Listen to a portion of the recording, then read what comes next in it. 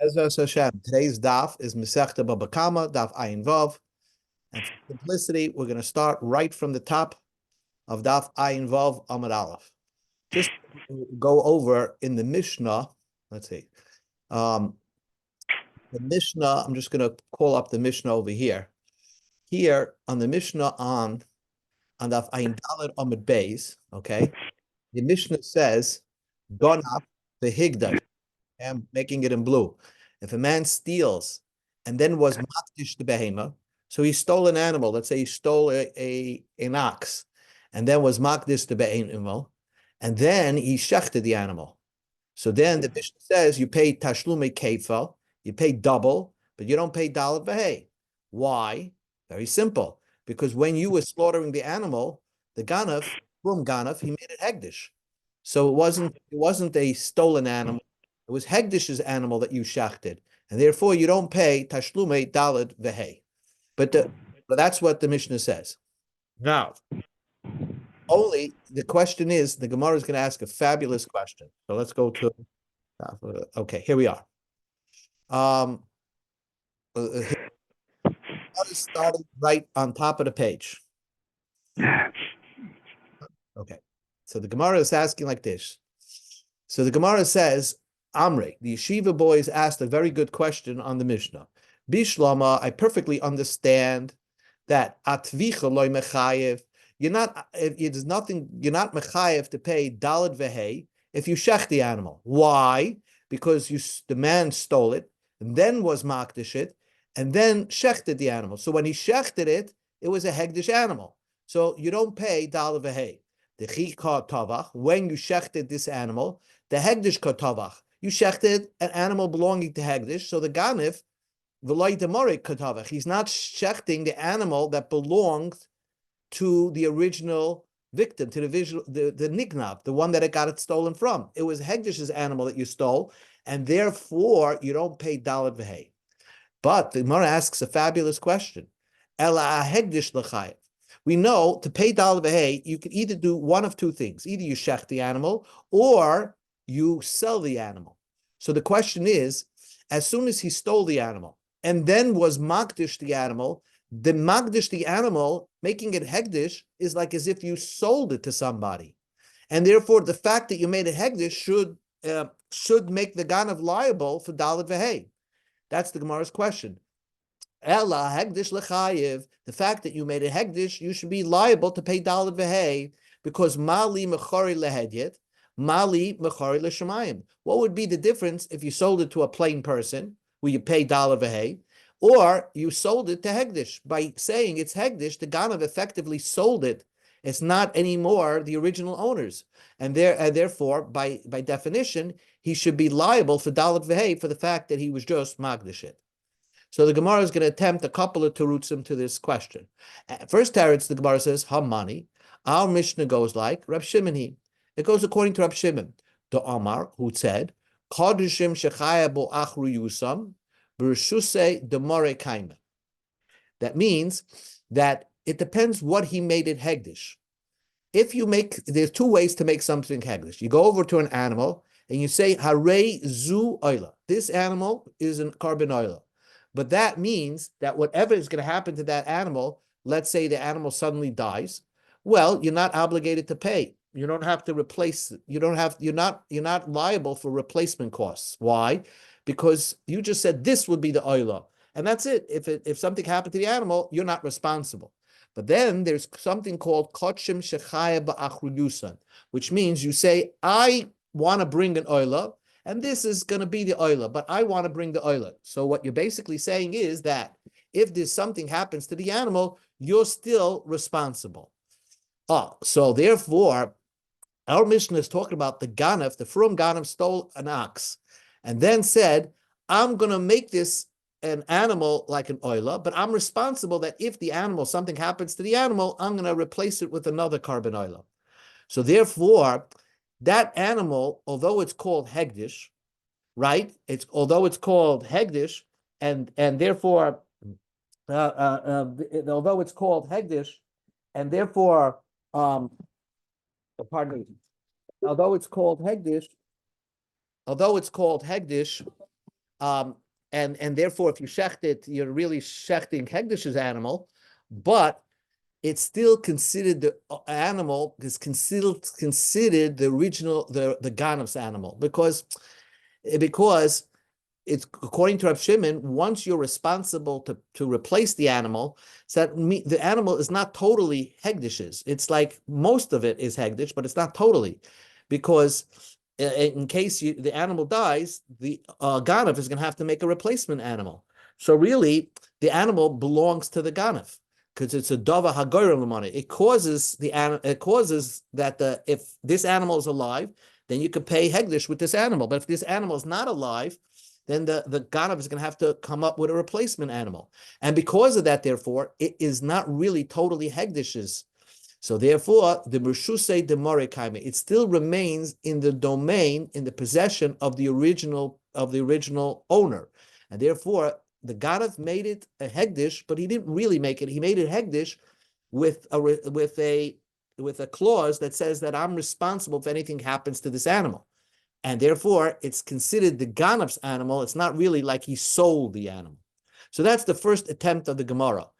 The reason why you're not chayiv dal vehei, because we go according to Rav Shimon, that if you make it a certain type of hegdish, that you're obligated if anything happens to the animal, so it's not really that it left the owner's jurisdiction. It's not really like it was transferred ownership. So that's understanding the Mishnah. So the Gemara says, I have a problem with that. Hamid the Sefer Rav Shimon, have a Reisha Lav Rav Shimon. But the end of the Mishnah says Rav Shimon Omer, and it's something else. We'll discuss that soon. So it must be the beginning of the Mishnah is not according to Rav Shimon. So therefore, you have to come up. We're back to square one. Why isn't it that when he's magdish the animal, he's chayiv dal v'hei right then and there? So the Gemara gives answer number 2. Elahocha b'maya skinan. Here we're talking about bekodshim kalim. V'aliba de Rabbi Yossi Galili. There's 2 types of kotchim, right? You know, if you say, hooray, this is a chatas, that's kotchim. If you say this is a shlomim, so shlomim, you just give a little bit onto the mizbeach, but most of the meat you take home to your hotel in Yerushalayim and you eat it. So there, if you made it kotchi kalim, so according to Rabbi Yossi Aglili, the Amar, kotchim kalim momam bailamhu. Most of kotchim kalim is not considered hegdish, belonging to God. It's really the money value belongs to its original owner, over shusei kaimen, it's his domain.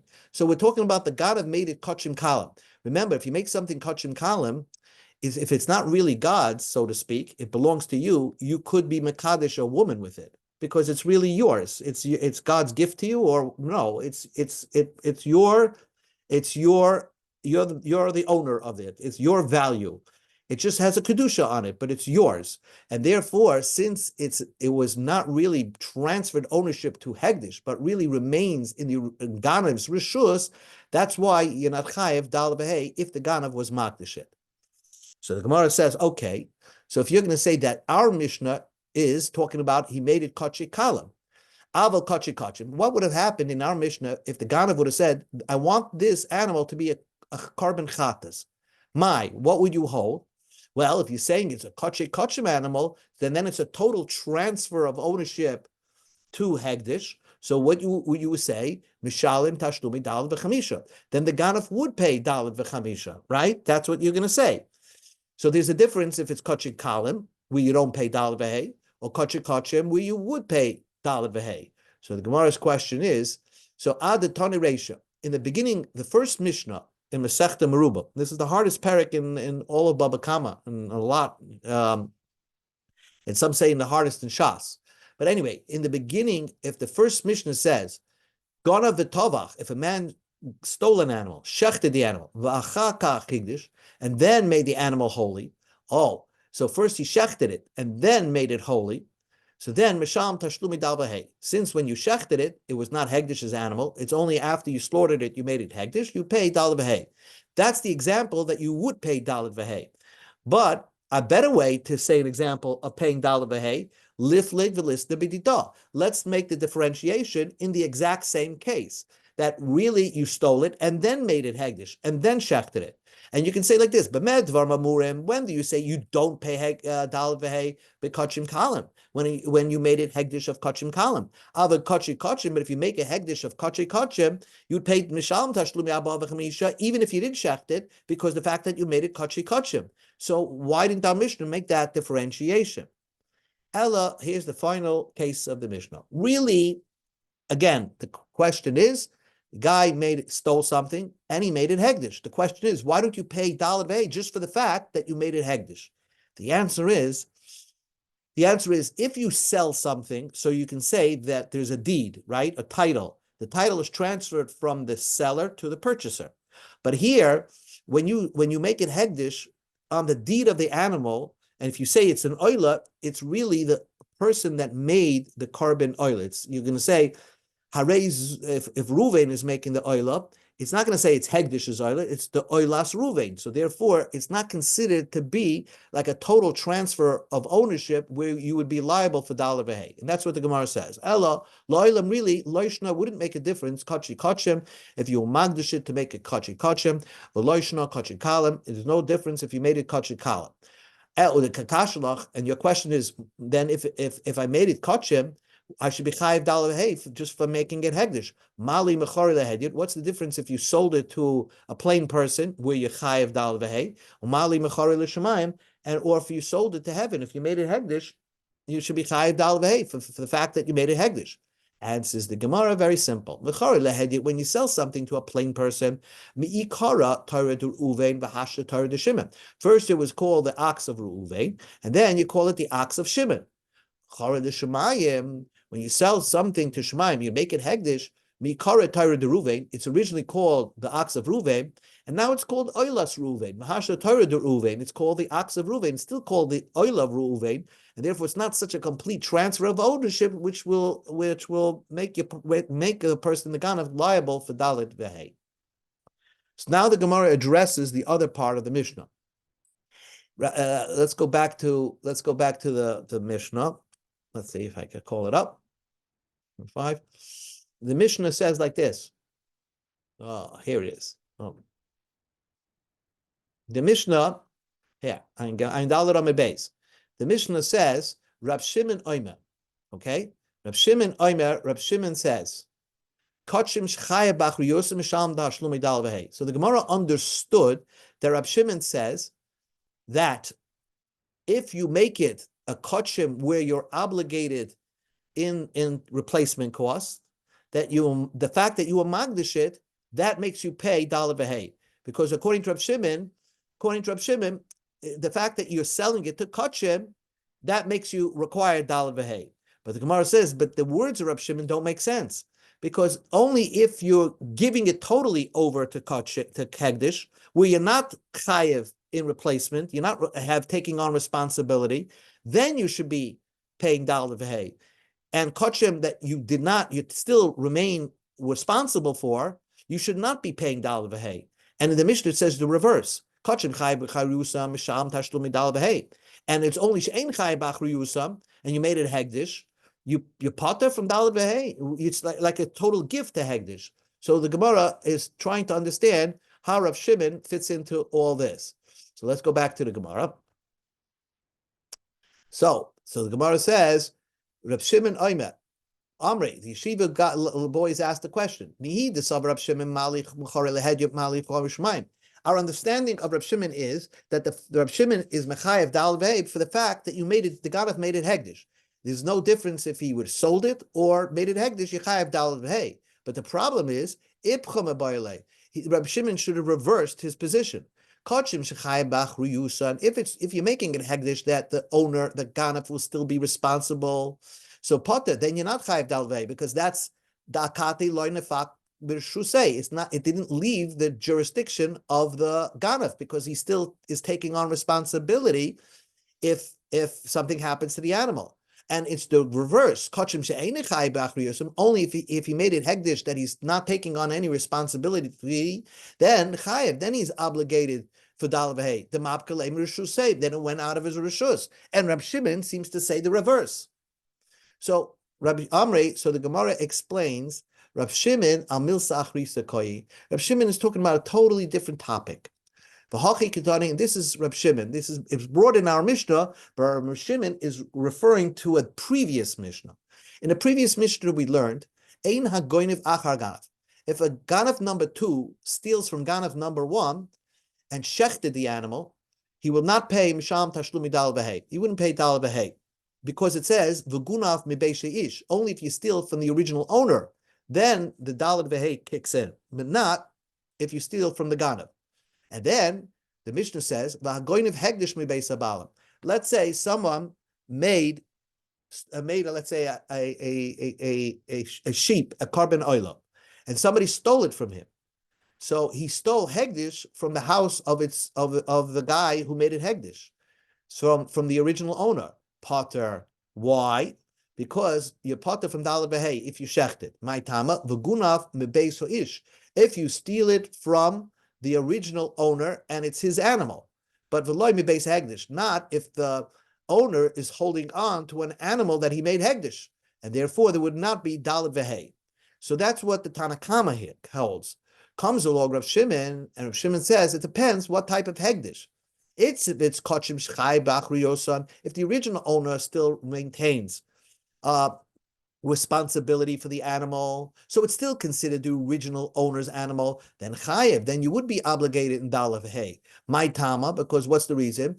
Karinim bei v'guna bebeis ish. We still consider it as if you stole it from the original owner, and therefore dalad v'hei would kick in. But if it's type of animal that you're not taking on responsibility, so the original owner said this is an harezu oila, right? But I don't take responsibility whatever happens to the animal. I'm not replacing it. So then it's totally gifted over to hegdish. So if a ganav would steal such an animal, potter, he would not be liable with dalad v'hei. Like karinim bei v'guna mebeis ish, it's not as if it was stolen from the house belonging to the owner's animal. It's basically stealing from hegdish, where no dalad v'hei kicks in. Now the Gemara asks one more question. Michtei, let us see. Shamin le Reb Shimon. We see from Shimon, we always know, the Reb Shimon says, in order to be liable for dalad v'hei, you have to be able to shech the animal and eat it right away. Now, if you steal a kachim animal, even if it's a kachim shechayev b'achriyusin, Reb Shimon says you're chayev dalad v'hei. Now, why? If you're going to steal that animal and shecht it, you're not going to be able to eat it. If you're going to shecht it outside in your backyard, it's a kachim animal, you're shechting in your backyard, you cannot eat the animal. That's not called a shchita that makes you liable for dalad v'hei. That's the Gemara's question. Michtei, Shamini le Reb Shimon, we understand, we heard that Reb Shimon's opinion is shchita she'eina ru'uya lo yishma shchita. If you shecht an animal and you can't eat it, that's not a shchita for dalad v'hei. So, for example, let's say I shecht an animal, I steal an animal and shecht it and found out it's a treifa animal. So I'm not chayiv dalad v'hei. So if I steal a kachim animal and shecht it outside the base of Migdash, and I can't eat the animal, I should not be mechayiv dalad v'hei. So shchita kachim, the kachim, if you steal kachim, nami shchita she'einu ruihi. That's also shchita that's not, it's not, you cannot use it right away. You cannot eat it. And therefore, there should be no liability of dalad v'hei. So how does Rab Shimon say that if it's kachim shechai b'achriyusa, there is a dalad v'hei? Answers the Gemara, Ki Asr Rav Dimi, Rabbi Yochanan. Rav Dimi came from Eretz Yisrael and said in the name of Rabbi Yochanan that the ganav stole a kachim animal, right? And then took it to the base of Migdash and shechted it. And therefore, you can eat it right away. He took the animal, it had no blemish, and said, I'm shechting it on behalf of the person I stole from. So therefore, that is kachim that he shechted, and it's appropriate kachim, it can be eaten, and therefore, yechayev dalad v'hei. The only problem is, but now, by shechting it for the original bailim, so the original owner, it's almost as if he got his animal back, because what was he going to do with this animal, the original owner? Bring it to the base of Migdash and shecht it there. So the Ganav did it for him. And therefore, it's almost as if the Ganav returned the item that he stole. The original item was turned to its original owner. So why at all is there dalad v'hei? Rabbi Yitzchak bar Oven explained, Shenishbach Hadam. The Ganav took it to the base of Migdash, shechted the animal, but the blood was spilled right before. The blood never had zrika. So if it never had zrika, it's still considered a good shchita. But the bailim, since the blood spilled on the floor, the bailim has to now bring a new carbon. So therefore, it's the original owner never got his carbon back because he's still obligated to bring a new carbon. And because of that, the ganef, he stole an animal and shechted it correctly, he's going to have to pay dal v'hei. That's Rav Dimi, teretz in the name of Rabbi Yochanan. Yasa Ravin Amar Rabbi Yochanan, when Ravin came and said in the name of Rabbi Yochanan, he said that you're right, he shechted in the Beis Hamikdash, but he shechted it not for the name of the Bailam, he shechted it for somebody else. So he didn't want to say that the blood spilled, but he shechted it for not for the sake of the Bailam. Again, the same idea. The Bailam now has to bring a new carbon. The shchita is considered shchita ru'uya, and therefore, the ganef is going to have to pay daled v'hei. We go to Amar Beis. Resh Lakish Amar Rav Shlokish said b'shoichet bali mumim b'chutz. Rav Shlokish said that it's talking about you shechted it. The original owner made a balmum as a hegdish, as like a hegdish, that he was eventually going to sell it and use the money to buy a regular carbon. But when he made it hegdish, he made a balmum hegdish, and therefore when you shecht it outside the Beis Hamikdash, balmum, you can't shecht in the Beis Hamikdash. You're actually supposed to shecht it outside the Beis Hamikdash. So therefore, it's a shchita ru'uya, and it's something stolen from the original owner, and that's why the ganef has to pay daled v'hei.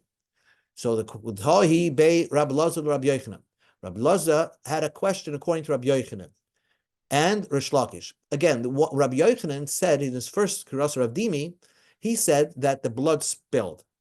So you considered it a shchita haru'uya. The guy took the animal, brought it to the Beis Hamikdash, shechted it, and before they sprinkled the blood on the mizbeach, the blood spilled. So the question is, why is that a shchita haru'uya?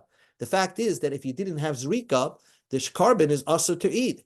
Shchita materis. Does shchita make it permissible to eat a carbon? Zrika materis. The sprinkling of the blood makes it permits a person to eat the carbon. And if you did not sprinkle the blood on the base in the Beis Beach, so it's an unedible shchita. So again, why would you be mechayev to pay daled v'hei? Rish Lakish, according to Rish Lakish's teretz, you took the carbon, it was a hegdish carbon, but it had a balmum. It was a balmum, and you shechted it outside the Beis Hamikdash, but it's still a hegdish.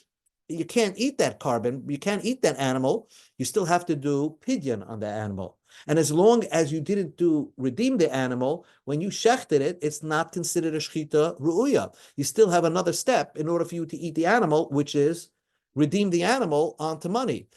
Shchita materis, this shchita will be matter, this animal, this balmum, to eat it, although you shechted it and did the right thing by shechting it outside the Beis Hamikdash. Like pidyon materis, you're supposed to do the pidyon. And if you did not do the pidyon, then it's not a good shchita. So again, back to the original square one, why is it's considered to be chayev daled v'hei if you're shechting something that you cannot eat right away? So the Gemara is I'm going to just say one teretz and then we'll stop. Another 2 minutes and we'll stop. So Rabbi Shimon is going to say, Ishtemute, Rabbi Lazar, who was shocked by this teretz of Rabbi Yochanan, he forgot one opinion of Rabbi Shimon. The Rabbi Shimon, he forgot the opinion of Rabbi Shimon, who said, Kol ha'oimid lizroi kizorek dami. He said that if something is capable of being sprinkled, we consider it as if it's sprinkled. So again, when you shechted it in the Beis Hamikdash, for a second before the blood spilled out, you had an opportunity to sprinkle it onto the mizbeach. We consider it as if it's done already, even though you didn't end up doing it. But the fact that there was the potential there to have it done, it's considered as if it's done, and that's why it's called a shchita ru'uya. The chol ha'omed li pades, if something is ready to be redeemed, even though you didn't actually redeem it yet, but we consider it as if it's redeemed. So when you shechted the balei mum outside the Beis Hamikdash, this kachim balei mum outside the Beis Hamikdash, yes, you can't eat it right now, but potentially you have an opportunity to hoida the animal and to redeem it and transfer the kedusha onto money. And since if you can do that, that potential is there. That makes the shchita a ru'uya, something appropriate, a good shchita, which will obligate the ganef daled v'hei. And so just one point, and then we'll stop. Where did Rabbi Shimon say this idea that if potentially you could sprinkle something on the Mizbeach, even if you did not yet sprinkle it, we consider it as if it's sprinkled? Where did Rabbi Shimon say this idea? The Tanya we learned in the Brisa. The introduction into this Brisa is, if you have a food item, food items could be makabel tumah, but only if you can eat the food items. Let's say I have something that's totally asur b'hana, it's not makabel tumah. Comes along Rab Shimon and says, let's say you have a food item that for 1 second it could have been mutter b'hana, and now it's asur b'hana, it's makabel tumah.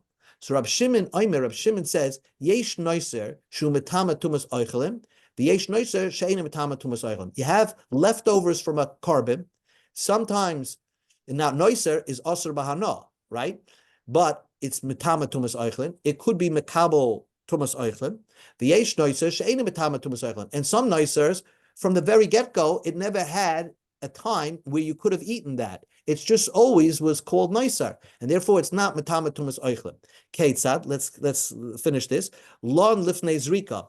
If the carbon overnighted before you sprinkled it, let's say you didn't sprinkle you shechted a carbon, you didn't sprinkle to the blood on his back, so you cannot eat that carbon. So this carbon was never permissible to eat.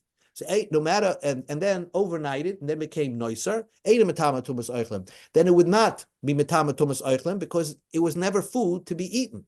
La'achas rika, but if you sprinkled the blood on his back, so now at one time it was a carbon that you could have eaten, metama tumas oichlim. So then it would be metama tumas oichlim because later on it became noiser. First you were allowed to eat it, and then when the time passed and it overnighted, the next day it became noiser, so then it was metama tumas oichlim because at one time it was edible to eat. The Kamma, but we know that Rabbi Shimon didn't mean that you actually sprinkled the blood on Mizbeach. My lifnei zrika. What does it mean that if it never had an opportunity, if you didn't sprinkle the blood on Mizbeach, koidim shnir lezrika. It never had a moment where you could have potentially sprinkled the Mizbeach on the Mizbeach. And la'achas rika means that you sprinkled it? No. It means that you, even if you didn't actually sprinkle it on the Mizbeach, but you could have sprinkled it on Mizbeach. So the Gemara explains, and then we'll stop. What does it mean that it potentially, that you didn't have a time to sprinkle this blood on the Mizbeach? What's the case? You shecht always in the Beis HaMikdash, you shechted it in such a manner that you didn't have a second to sprinkle the blood on Mizbeach. 2 seconds before sunset, you shechted a carbon. So you didn't even have time to go on Mizbeach to sprinkle the blood on Mizbeach. So this was a carbon that never had a time that you could have sprinkled it and eaten this carbon. And therefore, it's not metama tumas oichlim, so ve'ena metama tumas oichlim, because it was never an edible food. Once it was automatically destined to be asur b'hana.